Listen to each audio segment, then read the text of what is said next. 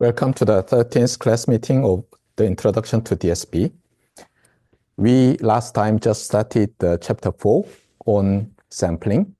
I will repeat what I told you last time. So it's kind of self-contained lecture, today's lecture. Homework 14 for class meetings 13 and 14 will be posted on PLMS and due at 2 p.m. on next Tuesday. And we are going to have our first midterm on Wednesday, tomorrow, 7 p.m. to 10 p.m. at here in LG 102. It covers up to last class meetings material. So sampling is not covered. Problems will be available from the PLMS, so you need to bring your smart device, notebook, computer to access PLMS and also upload your solutions.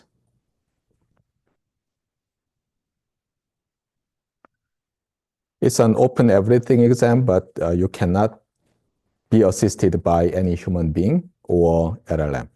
LLMs are too smart, so I decided to forbid it. Here goes the overview of this entire course. We are here about to cover sampling of continuous time signals. And you may say that reviewing what is learned in signal gen systems takes too much time, but this course is designed to do that. The textbook itself also designed to do that. Here goes the messages from instructor. I repeated that you need to verbally state mathematical results so that mathematical formula is not just a picture. It must be observed by your brain by verbally stating it. Also, LLMs are forbidden in the midterm, but for quizzes, the homeworks, you can use it, but be careful. Okay, here goes the review of section 3.5 about filter design.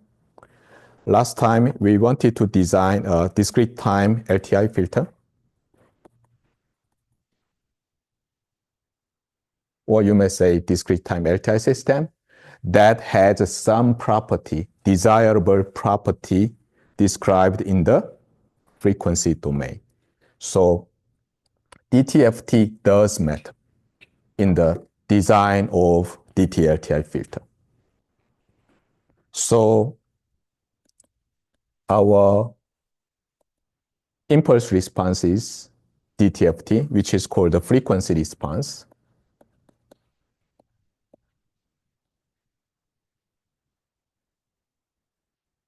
Needs to satisfy some condition. And it seems that there is no easy tool to make some discrete time system to have desirable property. So see that. How can you make the frequency response of your filter to satisfy some condition? Apparently, there is only one way. You design the impulse response. So you need to design an impulse response. So, okay. First, we need to design H of n. Then what? Is it all? Mathematically, we are done. However, in order to build our discrete time system in the real world, what do we do? Of course, in this time of embedded system, you may use even MATLAB or something similar in your digital system. So everything is processed by a computer. In that case, you may store the impulse response. And whenever you need to filter your input signal X of n, you can compute the convolution sum. However, in many cases, that is not allowed. Then what do we do? That was the problem of our senior digital filter designers. They loved to use linear constant coefficient difference equations because they could build a block that delays the input signal by a unit time. Then what happens if you apply X to a unit delay system? Then you have delayed version of X. What if you apply Y of n to the unit delay? Then you have this one. So suppose your system, DT-LTI system,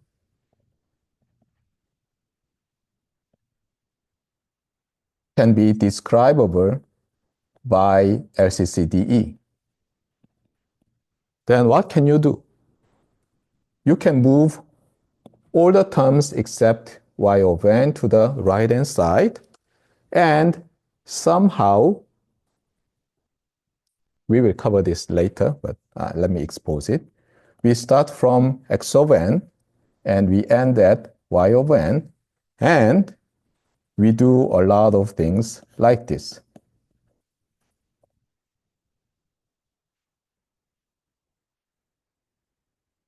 Then delayed version of yn becomes yn minus 1.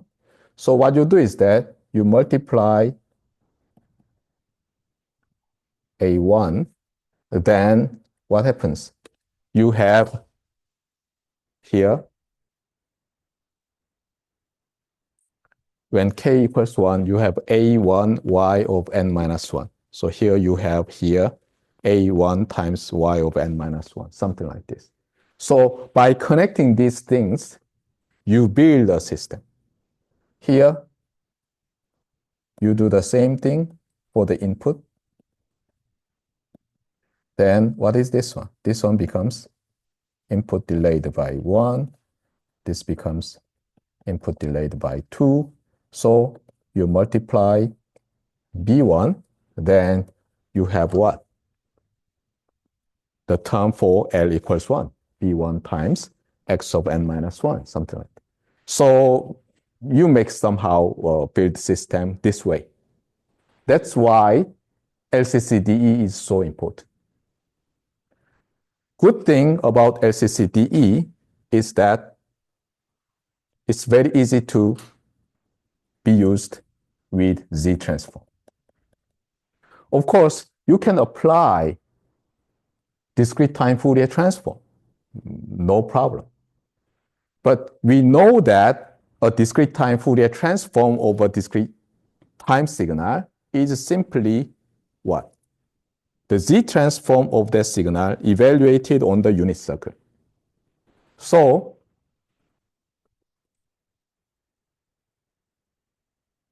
this substitution will give us directly the DTFT. So just for notational simplicity, right? Do you prefer writing this one or that one? This is much simpler. Just 1, 2, 3, 4, right? But e to the j omega requires a lot of effort. So why don't we use Z transform? Then what happens? Since we have finite terms, we have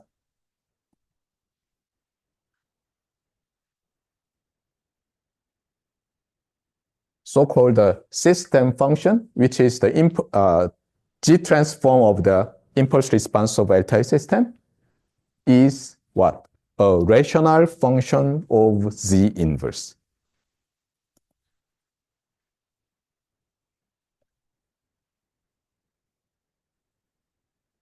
Or equivalently in Z. Then what can you do? if we assume these coefficients are all real valued, the rational function, which can be written as numerator polynomial divided by denominator polynomial, will have roots. What kind of roots? Either real or complex conjugate pairs, right? So we can work on the complex z-plane.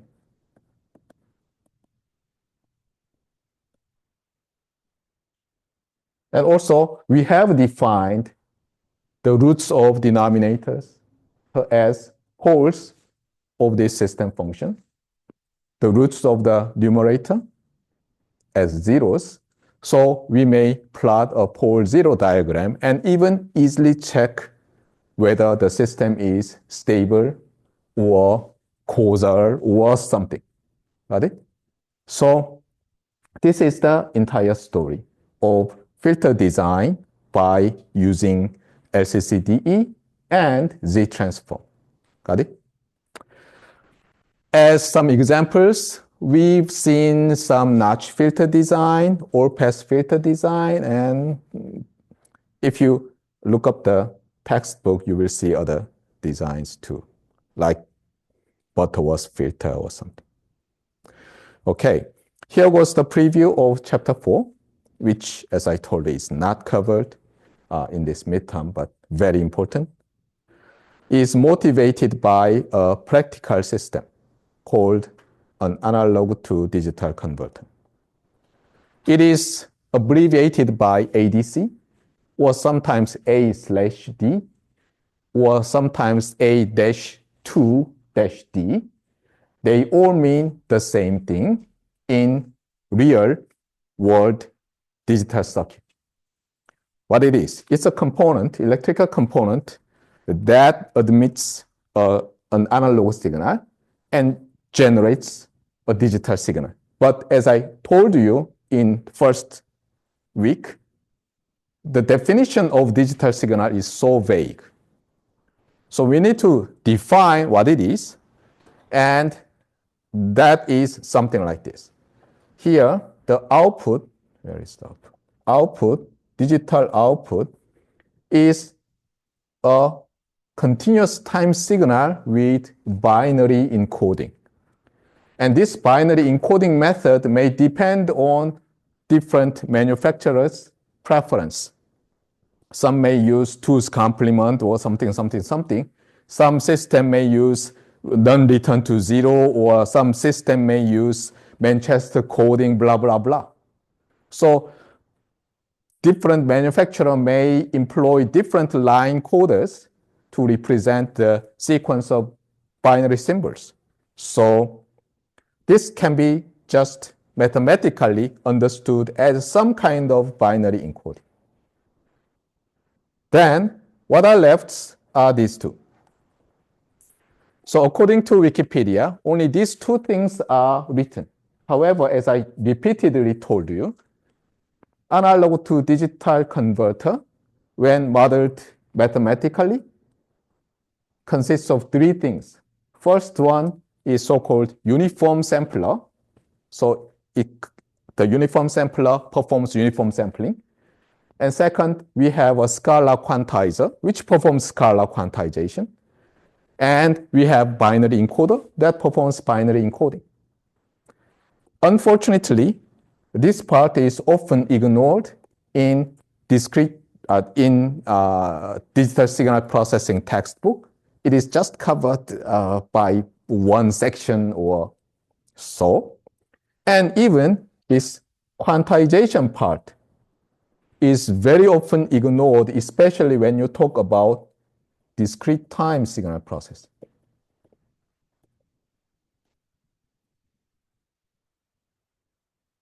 And even some authors of the textbook says, when they say a discrete time signal,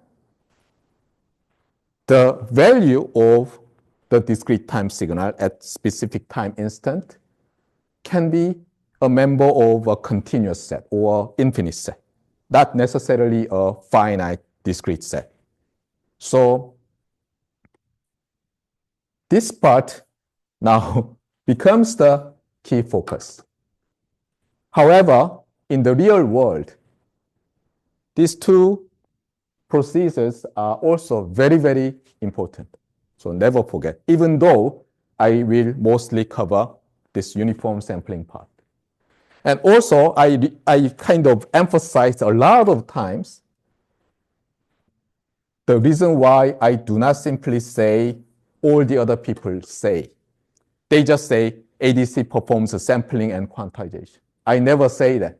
I do not want to say that. I want to say that usual, ordinary ADC performs uniform sampling and scalar quantization. What does that mean? When I say in this way, I emphasize there exist some sampling methods that is not classified as uniform sampling. That could be called non-uniform sampling.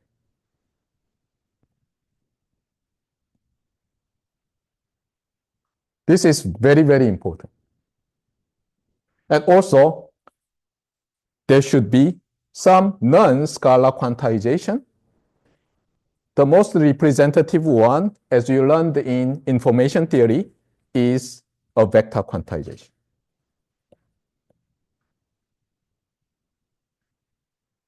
Actually, you may define uniform sampling as a special case of non-uniform sampling, general sampling. You also define scalar quantization as a restricted version of vector quantization. Anyway, one of the reasons why our practical ADC does not employ non-uniform sampling nor vector quantization is that it's very complicated. Also, it depends on the property of the signal to be sampled and quantized. So long ago, kind of vector quantizers are used for specific special signal processing. But these days, fortunately, our digital circuitry is very, very fast. And we can handle very large bits at a time. So more and more people just focus on an ADC that consists of uniform sampling, scalar quantization, and some binary encoding because of the development of fast, energy efficient ADCs. However, in some extreme applications, we need non-uniform sampling and vector quantization. So never forget, even though I teach you uniform sampling and scalar quantization, they are not all. Okay. The key idea in chapter 4 is that you not only understand the sampling in the time domain, but also in the frequency domain, so that we can understand what is going on. Got it? And also, in the time domain, there are two ways to view ADC, especially sampling when we talk about uniform sampling. And both of them are not actually theoretically exact. That's what I want to say. There is actually a third one, which is rarely discussed in most of the standard textbooks, but it's more related to non-uniform sampling. But anyway, I will try to stick to the textbooks. This part we've covered already, and here goes what I have written in the last class meeting. I wanted to emphasize that not every discrete time or digital signals are obtained by uniformly sampling a continuous time signal. Some signals we want to handle are in nature discrete time, in nature digital signal, or discrete time signal with value, its function value from a finite set. However, so uniform sampling is not the only way to obtain a discrete time signal. However, as I told you, uniform sampling is one of the most important methods to convert the continuous time signal to a discrete time or digital signal. Our textbook classifies signals in this way, and also I believed this for a long time, but when I met a professor in circuit, he kind of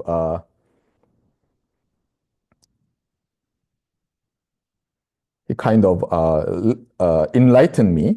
So when you have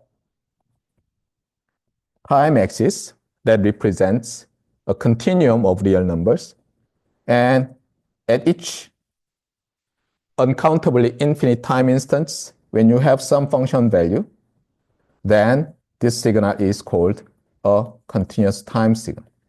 And we usually use parentheses to mean the signal X is a continuous time signal.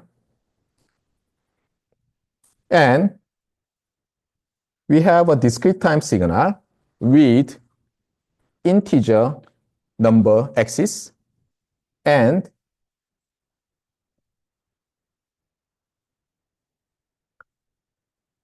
a real number or a complex number assigned to each time instant. In that case, we call it a discrete time signal. And we have two other choices where this is continuous, but height is discrete. This is discrete, and also height is discrete. And the textbook says discrete time index with discrete set for values of the function is called digital signal. But as I told you, some circuit guys really disagree with this idea. They believe some continuous time signal like this is a digital signal. Got it? So be careful. But in this course and in this textbook, digital signal means discrete in time and discrete in amplitude. Got it? So how can I write it? If X is a digital signal, then what? As a function, it's from the set of all integers to a finite set. So Z into a finite set, such as, for example, 0, 1. Got it? Then it's a digital signal.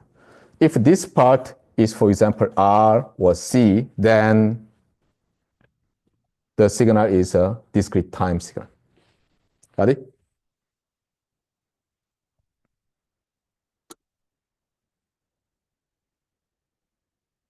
So in this textbook, entitled as Discrete Time Signal Processing, most of the focus is on the processing of discrete time signal. So when we convert the continuous time signal to a discrete time signal, we only consider discretization in the time domain, not discretization in the value domain, as I told you. Got it? Here goes periodic sampling section or uniform sampling section. Some people love this term, uniform. Some people love this periodic. Actually, the antonym, 반대말, of periodic is non-periodic or aperiodic. As you know, this prefix means not, right? And the antonym of uniform is non-uniform sampling. And those people who love this periodic sampling think sampling this way. Suppose you have some continuous time signal, and in periodic sampling, you start from some reference time 0, and you have equally spaced time instances.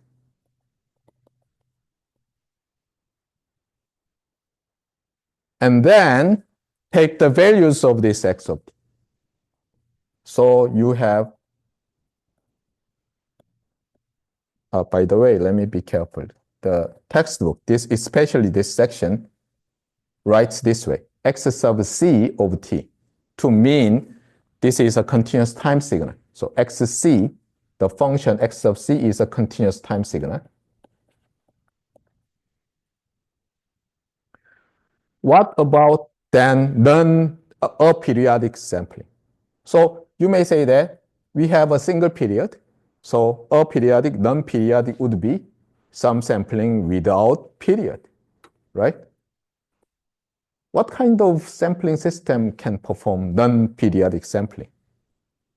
You may generate the interval of sampling randomly, for example, using some exponential random variable. Then you sample here, and you generate some exponential random number, and then you sample here, then generate another random variable, you sample here, something like that, right?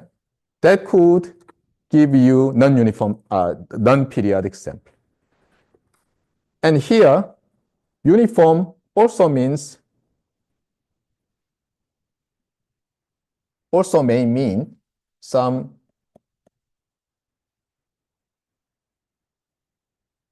something like this, right? Uniform means single form, right?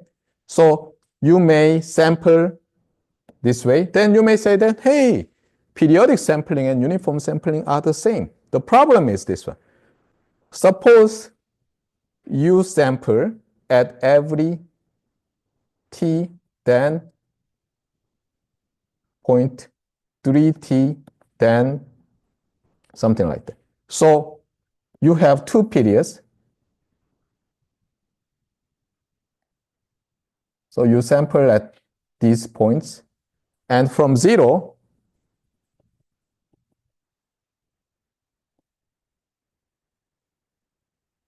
you may sample this way. In that case, you have two periods, right?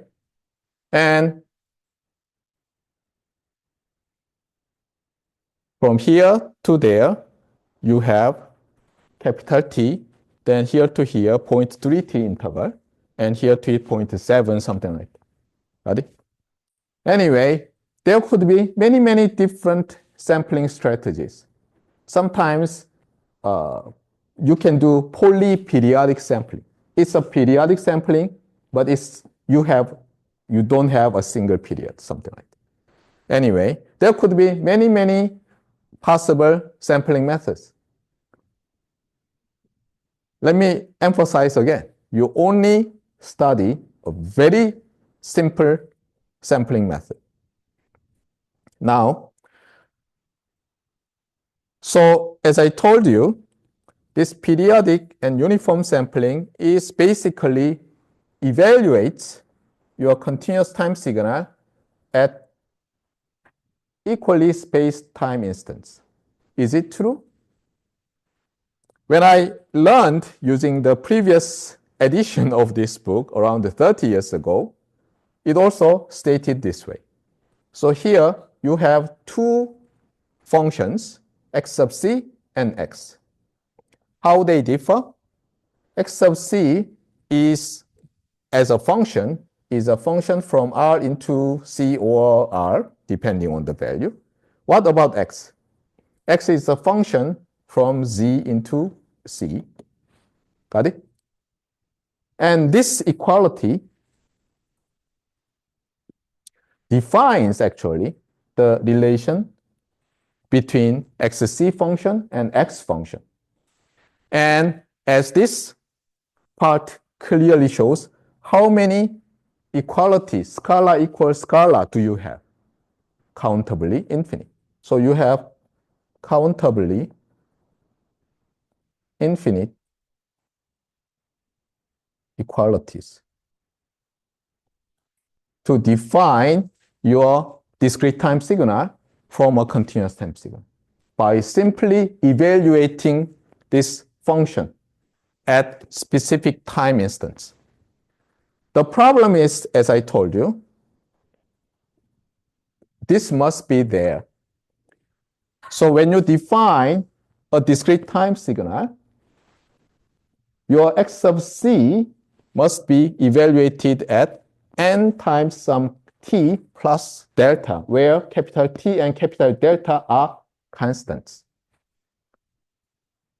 But first question, why this delta is often ignored and completely ignored? Just for convenience. Second, it is also rarely discussed. What's the meaning of n equals 0? If n equals 0, this argument becomes 0. What is time 0? It is also defined for your convenience. So these two numbers are just for your choice. And delta is often chosen as 0. But when you build some practical system, you should be careful about this delay or advance. Never forget this. Or otherwise, you will suffer your ignorance. Anyway, now this period of sampling, actually there is no period, this is a t, periodic function, right? But people call it sampling period.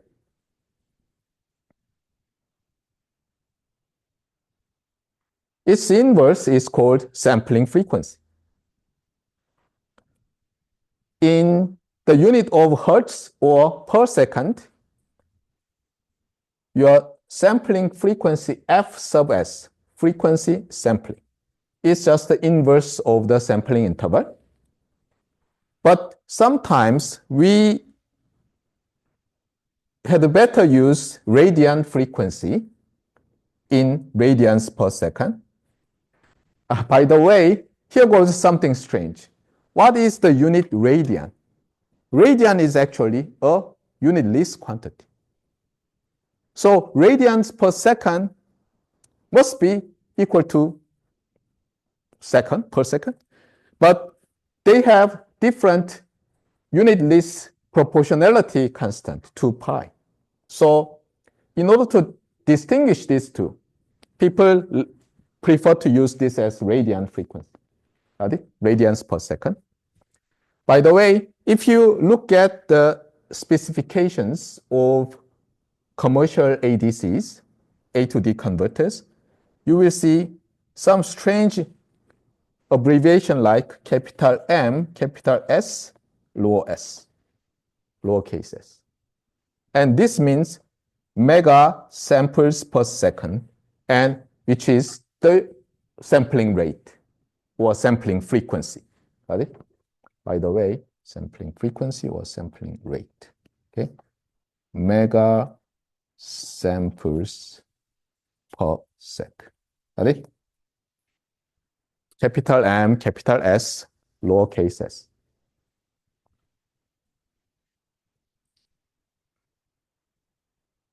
So sampling, periodic sampling, if it is done by a single system, will look like this one.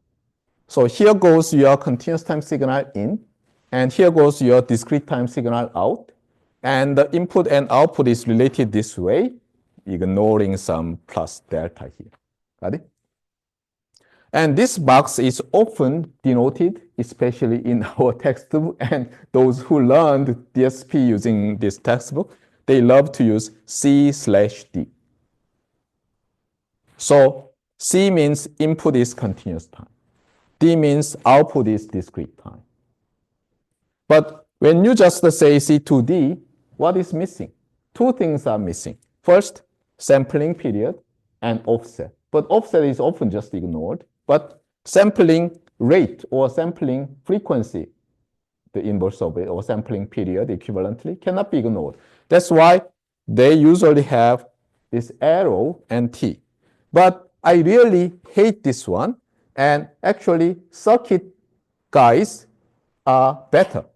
They use some notation like this and use something. So this block has signal input xc, signal output xt, and here goes some parameter, sampling period or sampling rate. This is not an input signal. This is some parameter. Anyway, so got it? Now, it seems that we are done with time domain description of a uniform sampler. Then why do we have many, many slides following? Many, many slides are actually for frequency domain understanding. So in the frequency domain, it's not easy to directly relate these two signals. So here goes my question. Suppose continuous time signal has CT Fourier transform capital C of J omega. According to our notation, this capital omega, okay? Usually in our signal gen systems, we just use the lowercase omega. But this capital omega means the frequency domain variable for continuous time Fourier transform. You must get acquainted with it as far as you read our textbook. It was a pain to me. I still remember how painful it was in 1995 at this time. Got it? I was taking the digital signal processing of our previous edition of the textbook. What? Capital omega? I still remember that feeling. And also, let's say the output DT signal has DTFT, capital X e to the j omega. And this omega is frequency domain variable for DTFT. Got it? This is very important. Otherwise, you will get suffered a lot of confusion. Got it? This omega and this omega are different. This capital omega can any real number, very large or very small. However, this lowercase omega has kind of periodicity. Omega, frequency omega, is same as omega plus integer multiple of 2 pi. Got it? So they are different. Now, when we define, here goes the question. So given this definition or notation, here goes the question. Find x e to the j omega in terms of x sub c of j capital omega. Okay? So this is the question to be answered, right? If we can find the relation between these two, then we are done. We completely have understood the sampling in the frequency domain. But it's not that easy. That's why there are a lot of strange methods to teach you what is sampling in the frequency domain. So some of you or some who is listening this recorded class meeting 2 years or 7 years later, stop and think, okay? Understanding this problem with this definition is very important. Got it? So let me repeat. You have a continuous time signal xc that is uniformly sampled with period capital T to generate the discrete time signal named x. In the time domain, the relation is too simple. Discrete time signal x at time n equals the continuous time signal x sub c evaluated at n times capital T for all integer n.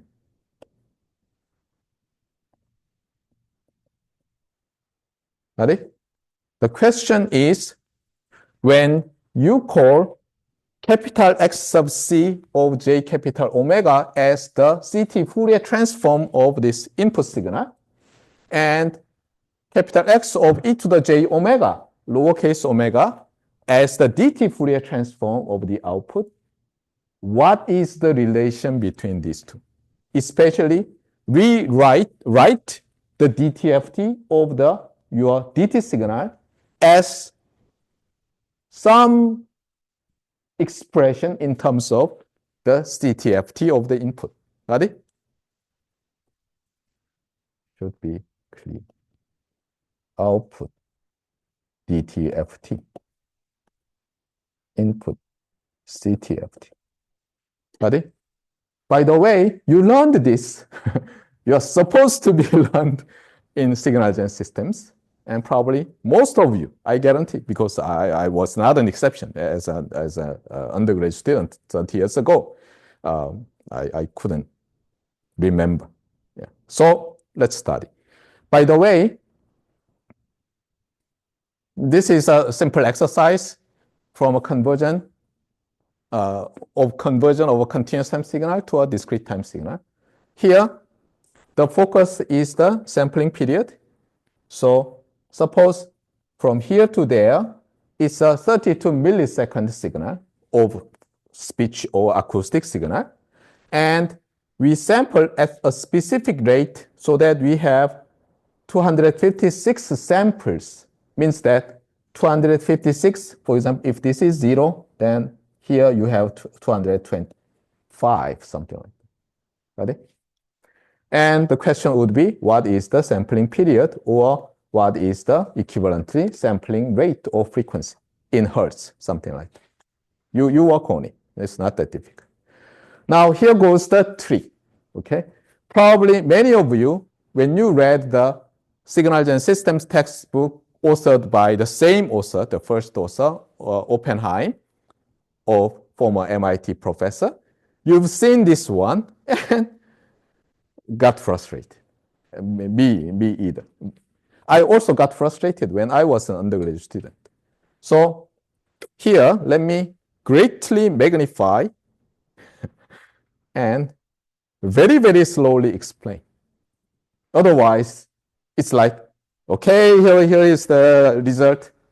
Probably most of you do not understand. And I may ask you, go home and go your dormitory and spend a lot. That's not an education. That's not education, what I believe. So let's see. First, we start from this figure. Got it? It's figure 4.2 of the textbook. By the way, Professor Choi Jun-il gave me the original slide of this lecture note. And I found during this winter break that this was not written. And I really got shocked, and I replaced some of the figures by scanning the textbook, or I put the figure number. So I don't know whether you read the textbook or not, but I hope you do. And one of the ways is that you try to understand the slide, and slide omits a lot of details. And then one way to find detailed explanation of our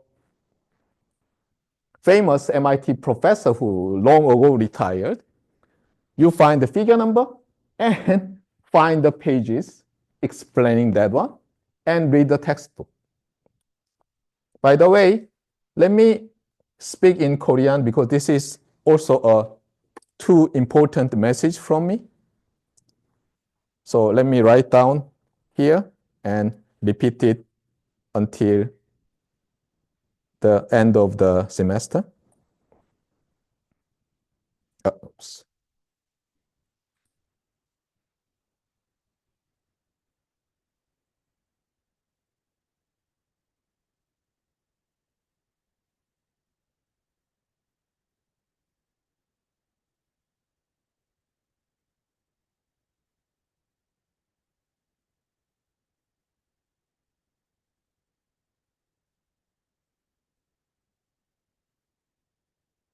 So what is the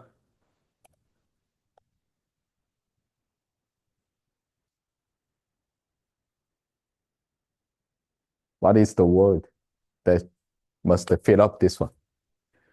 Read the textbook in order not to become a something of your lecturer or professor.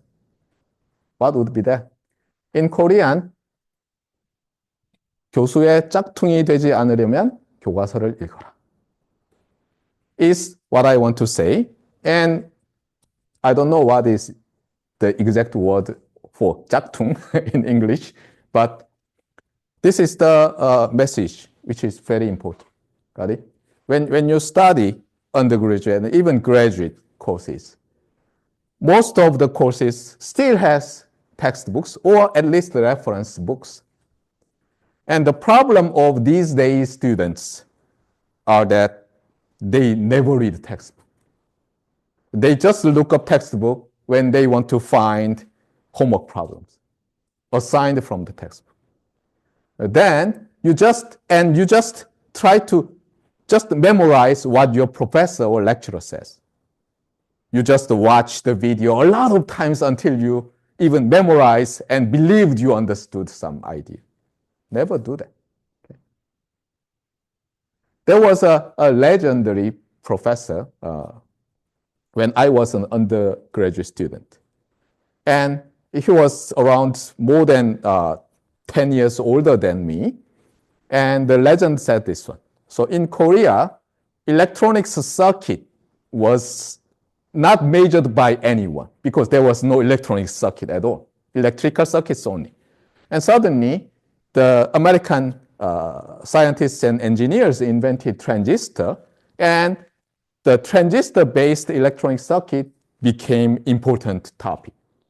So American professors wrote the textbook. Korean professor and electrical engineering departments just opened the new course of electronic circuit, but no one could completely understand the textbook and teach. But they started boldly to teach. There was a student who carefully read a lot of electronic circuit book and understood those things more in depth than the professor who was teaching. So this is the legend. So they say that, so professor was explaining some, for example, differential amplifier, and he could not understand some part. And he asked the student, for example, the guy is Kim Tol, and I say, hey, Mr. Kim Tol, what's the meaning of this one? And he says, according to Sedra and Smith, that means something, something, and according to Macmillan's book, something, something. So what happened? The professors wrote a nice recommendation letter so that he could go to the US and join a very prestigious circuit theory lab, and finally got PhD and come back to become a professor of their department, something like that. So what I want to emphasize is that never just read the slide, never just listen to the videotaped lectures again and again. Don't do that. Sometimes you'd better find textbook or these days Wikipedia. Read it. And you may better understand some material than me and then your professor who teaches you some course. Got it? By doing that, you become a better engineer than your professor or your senior sasu or something in your lab. Got it? So read, think, not just try to become a 짝퉁 of your senior or professor. Never do that. Anyway, so here goes the picture. And this is just for the derivation. What derivation? The derivation of the relation between these two. Ready? Of course, what I'm going to show motivates some way to practically implement sampler. But problem is that it shouldn't be implemented this way. But when I talk about this figure with some circuit professors in other university, they believed approximating this one is the only way to build an ADC or sampler. It's not true. Right? It's never true. Be careful. But anyway, so there are 4 signals now. 4 signals. And what are those signals? For the previous pages, C2D converter. The input continuous time signal and the output discrete time signal. So this picture actually kind of provides you equivalent block diagram of your C2D converter. And strangely, there was some signal, internally generated signal ST, but actually this figure is somehow wrong. So if I were the author, I would say that T, the sampling period, goes here and determines this ST. Because S of T is defined this way. And T is very important here. Ready? So it's like you have a C2D converter, and you provide a parameter capital T, and internally, this convenient way of understanding generates what kind of signal? Impulse train. And you know, in real world, you cannot generate any impulse or even impulse train, right? So this is just for convenience, just for theoretical development. But anyway, think about this one. Now, you multiply. This is not convolution. This is simple multiplication of 2 functions at every time instant. And the output of this multiplier is denoted by X sub S. So here goes X sub C, continuous time signal, and X sub S, which is called sampled signal. I don't like the term, but anyway, sampled. Still, it's what? Continuous time signal. Why? Because you multiply the 2 continuous time signals. So you have a continuous time signal. This is important. So this is a continuous time signal. Now, this continuous time signal looks what? Here goes what's going on. So suppose this dashed line is the graph of the continuous time signal XC. Now, you multiply impulse train with unit height. Then 1 times something is something. So just for convenience, we just scaled the height of delta functions like this. So this impulse train with varying height is now what? This X sub S. Got it? Again, let me ask you, is this signal, X sub S, a discrete time signal or a continuous time signal? It's a continuous time signal. Got it? It's a continuous time signal consisting of a lot of impulses with a different location and different height. Now, this is not what we want because we know from our shifting property, this one, see that? This continuous time signal, XS, is the product of 2 continuous time signals. And this first term is simply XC of T. And second term is sigma n from negative infinity to positive infinity, T minus NT. Now this summation is only on n. So due to linearity of summation, this can move inside and multiplied to the summand. So you have what? This one goes here, right? And that one goes here. So far, so good. So far, so good. And now, what is this one? Forget about delta. This delta of T is easily understood this way. It is located at NT. and other time value t is 0. And when you multiply, this is changed to n times t like this way. Got it? So you have conversion here. So this signal, xs of t is actually can be written this way, that way, that way, or that way. But to link between x sub s of t and n of t, this is good. Because this part, this strange part called conversion from impulse train to discrete time sequence, we don't know how to build, does what? Does take this one, because that is xn, and construct a discrete time signal. Got it? And as I told you, you may wonder, hey, why we do that? We have just better way, saying just like this, right? X of n equals x of c evaluated nt. Let me repeat. Why do we do this strange thing? In order to understand more easily in the frequency domain.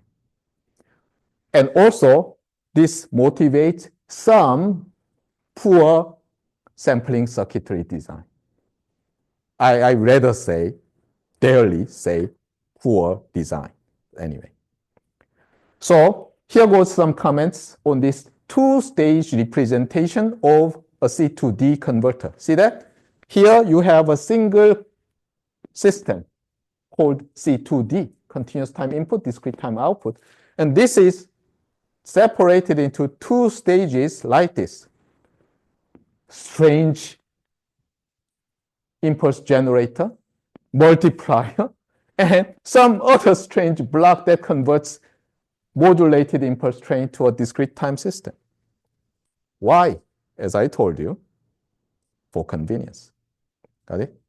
By the way, I don't know whether Professor Choi made a mistake in understanding what is written in the textbook, or textbook itself is wrong. I am lazy and didn't check, but actually, please pause these two things and replace by xs of t.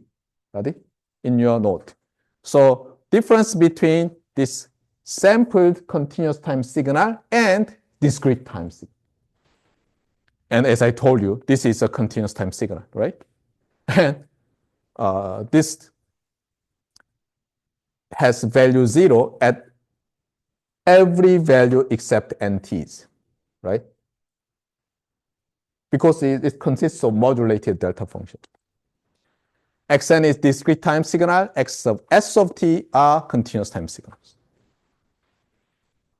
Here, n is kind of time normalized because in real world, it is sampled at t as 0, t, 2, capital T something, but we removed that capital T. In that sense, it's time normalized. However, this one does not have that kind of normalization. Got it? Anyway, here was another one. Two-stage representation is just for mathematical derivation. Got it? Practical implementation is another story. You may use this one to poorly design your sampler. Anyway. Now, here goes something very interesting. So when we study some system, we usually check whether its input can be regenerated from the output. That is usually okay when the system is so-called an invertible system. Now here goes the question. C2D converter is an invertible operation. So suppose you have a continuous time signal, and you have C2D converter with some period, capital T. Now you have a discrete time signal. Can you obtain this signal from that one? in general, it must be impossible. Why? See that? Let's approach very basically using our friendly or not friendly mathematical notation to define or denote some function. And this function is, let's say, is a function from R into C. And this function is what? Is Z into C. What does that mean? This one has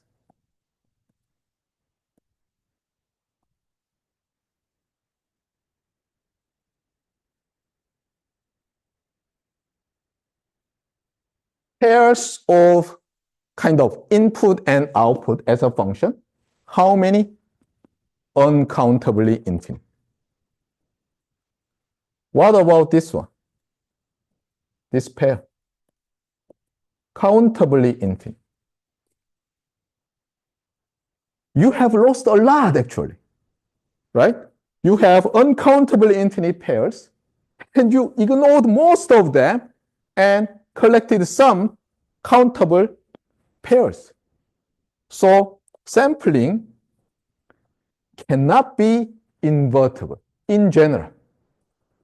And very simple method is like this. Think about this one.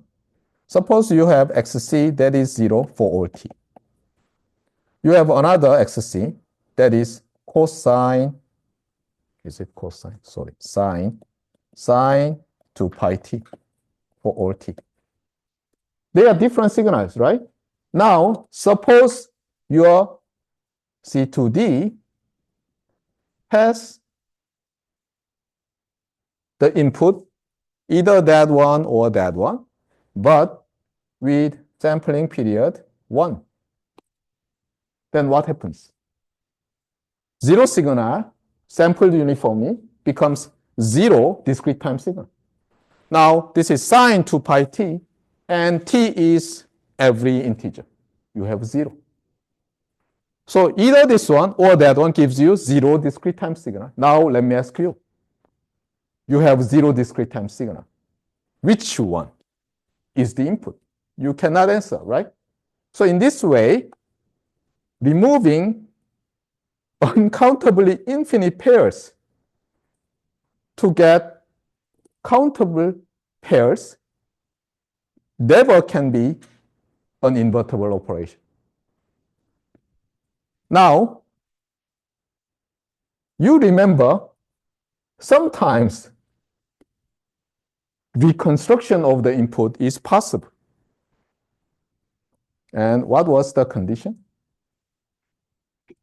That is related to section 4.2. And you may say that, hey, professor just spent an hour to cover first the section. Yes. Why? Because when I was a senior undergraduate student, didn't spend enough time to think about what I just told you for an hour. Right? I was very just busy and just flipped the textbook and saw this one. Hey, okay, sampling is x of t evaluated at nt equals x of n. Got it. Okay. Sampling is, what is this? Anyway, x of c of t multiplied by impulse train, and there is some strange converter that generates discrete time signal. It takes just 1 minute, but never do that, okay?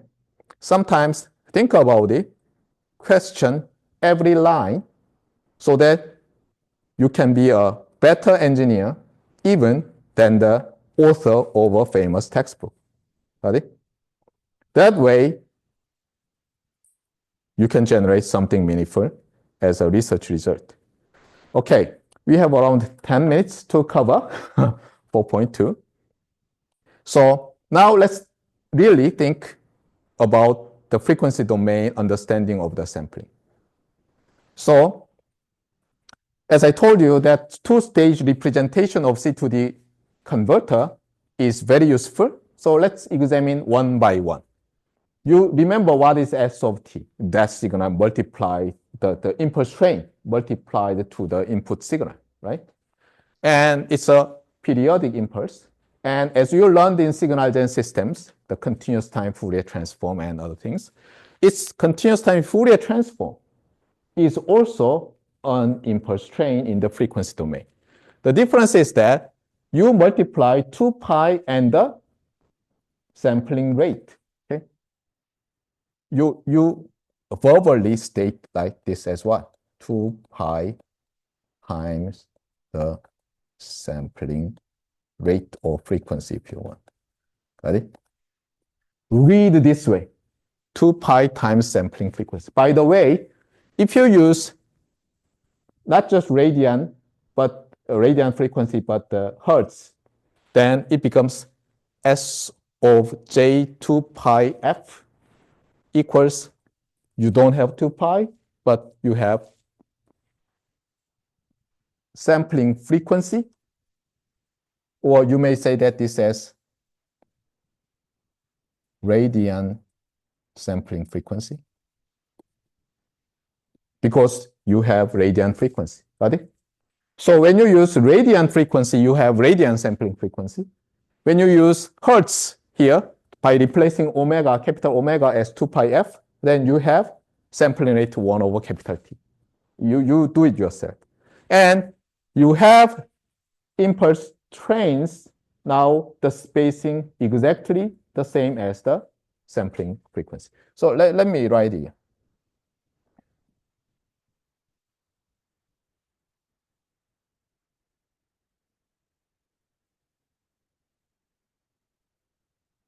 Got it? So they are the same, but with different frequencies. One with radian frequency, the other with hertz.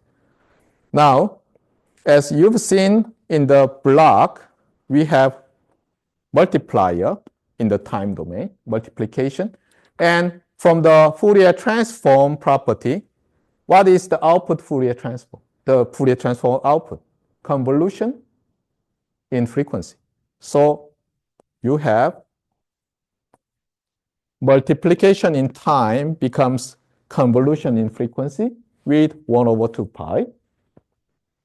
Of course, if you use 2 pi f instead of capital omega, you don't have this stuff. But anyway, this is convolution. And convolution of a signal with impulse is very simple.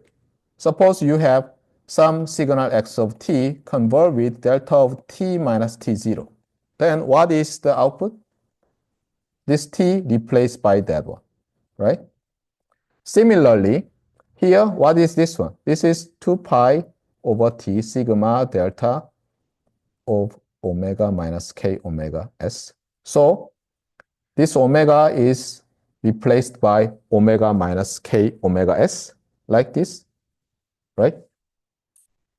So you are done. Be careful. What is this one? This is CT Fourier transform of XST, which is a continuous time signal. Now, let's visualize this one. Whenever I put double parenthesis and capital V, let's visualize or visualize. So here goes some example. Suppose this is the CT Fourier transform of the signal to be sampled. Now, this is the CT Fourier transform of the sampling function. By the way, S of t is often called a sampling function. Ready? So this is sampling functions CTFT. Now you convolve these two with scaling factor 1 over 2 pi. So here, this 2 pi is cancelled, and you have the output like this. By the way, what happens if this sampling frequency is narrower than this case? Then you have overlapping of these triangles. Then you sum up, so you have this thing. By the way, this shows you the phenomenon so-called aliasing, right? in the sampling.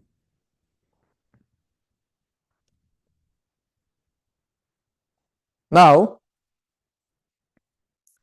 this is directly tells you how can we reconstruct the signal. So suppose you observe x sub s of t who has CTFT like this.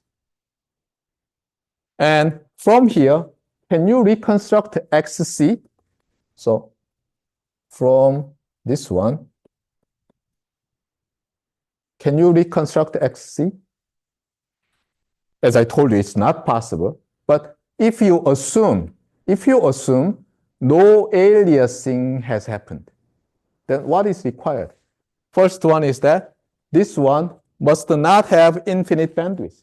It must have finite support.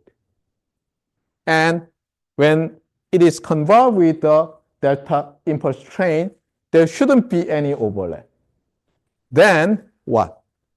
You can ignore in the frequency domain all the other replicas of this one except the middle one. And then what do? You just remove 1 over t, because there was no 1 over t, and construct that one. How can you do that? This is the way.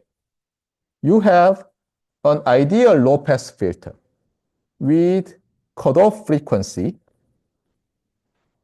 in between these two numbers.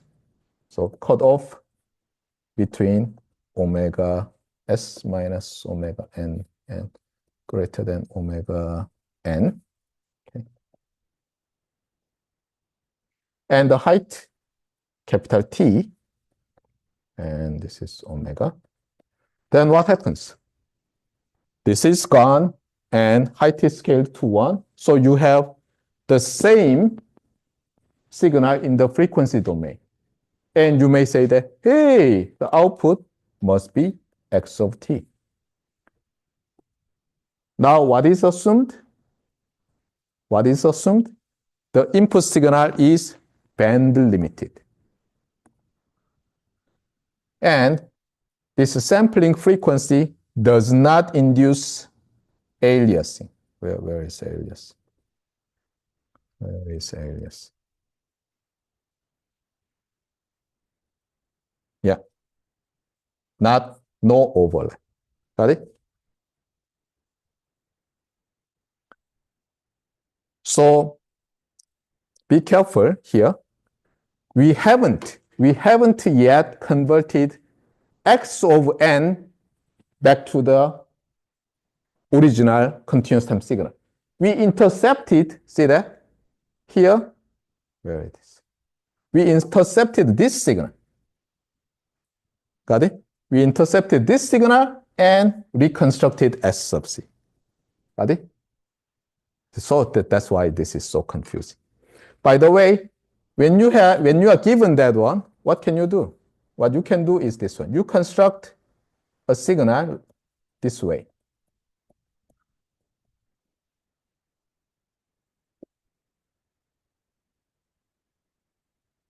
Then we know that this is what? xc and t minus nt. And here goes the magic. The procedure, what we've done, exactly reverse.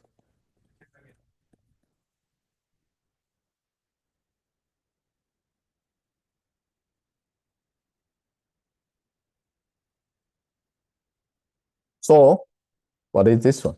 This is xs of t. Got it? So theoretically, when you are given the discrete time signal, that is the output of C2D converter, theoretically, you first construct a continuous time signal consisting of impulses this way. And actually, it is the same as you intercept the signal here inside the C2D converter. And then what? You filter this one with some ideal low-pass filter with properly chosen cutoff frequency. and scaling to have continuous time signal back. Why this is true? Actually, we have some story like the uniqueness of the inverse Fourier transform. Because we've just seen that output has the same Fourier transform as our original XC of t. Then we must ask ourselves like this. Hey, two different signals may have same Fourier transform, right? Actually, yes. Two different signals may have same Fourier transform. And you may say, what? Simple. Consider a rectangular pulse. And you know that the Fourier transform is sync pulse. Now, given sync pulse in the frequency domain, you just change one value at, for example, f equals 0, and you integrate, because integration just ignores that finite locations or countable locations difference. So the identity equals the same Fourier transform may have different original signals. But in some sense, they are the same. And that sense is ignored and totally not discussed here. So let me be quick. Where it is? Somewhere I wrote that one. Where it is? Okay. Always time's up.